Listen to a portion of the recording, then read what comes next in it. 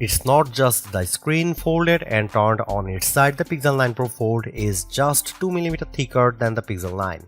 Unfolded, the Pixel 9 Pro Fold is 5.1mm thick, which matches the iPad Pro 13 inches thickness and beats the Samsung Galaxy Z Fold 6 by 0.5mm. It weighs just 257 grams, which is 27 grams less than the Pixel Fold. If there is one compromise with that lovely touch and hold frame, it's that you lose a little bit of battery, with the capacity reduced from the Pixel Fold's 4727 mAh to 4650 mAh. I won't know the impact of that loss until I have tested the Pixel 9 Pro Fold over an extended period. The buttons are all clean, brushed aluminum, and the power buttons also houses a fingerprint reader. The mobile phone now also supports unlocking with facial recognition. Face unlock was unavailable on the original Google Pixel Fold. Clearly, Google got the message. It's not just specs that win the game, it's eye-popping, delightful design. The Google Pixel 9 Pro Fold has that in spades. If the original Fold had a slightly plasticky look and feel, the new model favors premium materials, flat surfaces, and understand design cues. The clear and sharp look is a winning combination of recycled aluminum Corning Gorilla Glass Victus 2 and that multi-alloy steel hinge. It's not just the look of it. I could tell from the moment I unfolded the Pixel 9 Pro Fold that Google had completely re-engineered the hinge system. Folded, the two halves of the phone sit flat against each other with barely a gap between them. I could open the phone at almost any angle, and when I opened the phone completely, it snapped satisfyingly flat. If you are familiar with foldables like the Galaxy Z Fold 6, you might say that's nice. But if you remember the Pixel Fold and its inability to lie flat, you know it's a big deal. As for durability, the phone has an IPX8 rating, which means it can handle being dropped into a few feet of water for 30 minutes. There's no mention of a dust or debris rating, so I would be extra careful if you plan to bring it to the beach. The flexible Actua display unfolds as cleanly and surely as you'd hope. When the large 8-inch display is flat, it looks as it might have the best crease in the business. By that I mean it's very close to unnoticeable. Still, I'll need to see it side by side with the other best foldable phones to know if that initial impression holds up.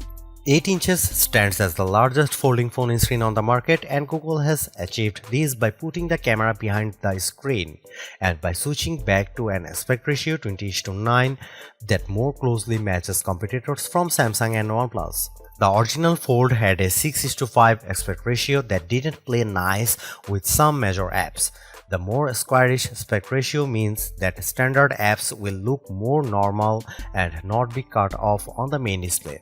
But that larger main screen size also pays a dividend with the cover display. At 6.3 inches, it's full flagship size, and for as much as I like the Samsung Galaxy Z Fold 6, which also has a 6.3-inch screen but one that is taller and narrower, having the extra cover display with makes using the screen more pleasurable to use, and I expect it will make it easier to type. It also makes the Fold 9 Pro look almost indistinguishable from regular smartphone. Looking at the screen front on, the only giveaway that this is a foldable is the squared off left side, which accommodates the hinge where the right side is curved. It's a bit of interesting asymmetry. I also noticed that the bezel around the Pixel Fold 9 Pro's cover screen is slightly thicker than the Pixel 9, but without making the screen size any smaller. In my brief hands-on session with the phone, I only spent a little time exploring each core feature, but I did hold on to and play with the device for over an hour, and I didn't want to put it down. If there is a downside to the Pixel 9 Pro Fold's new look, it's the new camera array. I have never loved the Google Pixel Fold's metallic camera band, but I like the new Pixel 9 Pro Fold brushed metal camera array boxless. The curved rectangle is too big and lacks the elegance of the rest of the device, although this is a minor niggle.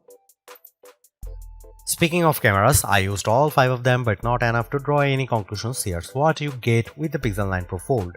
The main camera is 48 megapixel, ultra wide camera is 10.5 megapixel, telephoto 10.5 megapixel, front camera is 10 megapixel and inner camera is also 10 megapixel. I know that's a lot of cameras. I do like that Google didn't skimp on the main screen camera.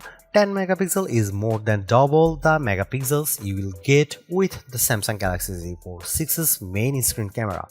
As for why we have such odd telephoto and ultra-wide pixel counts, Google would only say that it made some allowances for fitting the cameras into what it admittedly a very thin system.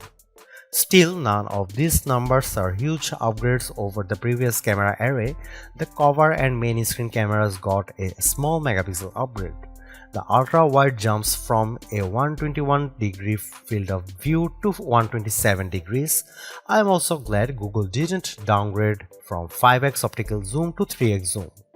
I briefly tried all these lenses and the photos look fine, but I'll have more to say when I conduct a full review. We did, by the way, get a chance to try one of the new photo editing tricks Google's touting for the entire Pixel line, Add Me. It let me take a photo of two fellow our team members and then add myself. All I had to do was walk into the frame after taking the initial photo and other guidance from someone taking the photo. Position myself appropriately, the final results makes it look as I was in the original shot. I think Pixel 9 Pro Fold owners are going to love this. I also saw a demonstration of a Fold specific camera features called Made You Look. The concept is simple. You display on the cover screen something distracting or entertaining for your subject to hook at while you try to take a picture of them. You choose this setting in the camera app and on the cover screen an animation appears of, for instance, smiling cartoon birds. Yes, the image makes you smile and that's the point.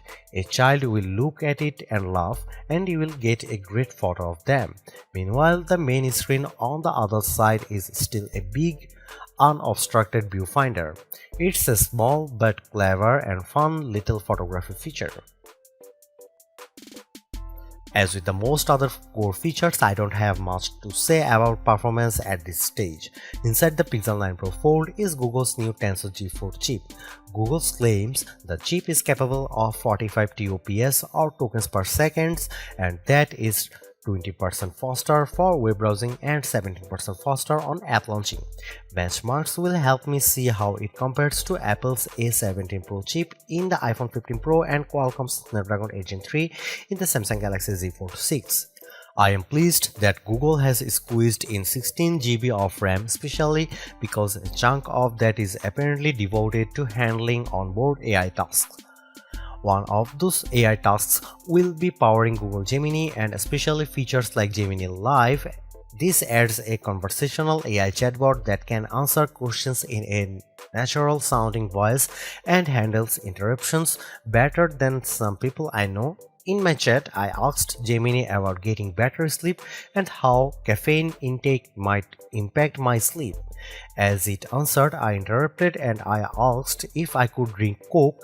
It told me I could, but warned me that Coke has caffeine and drinking it might impact my sleep.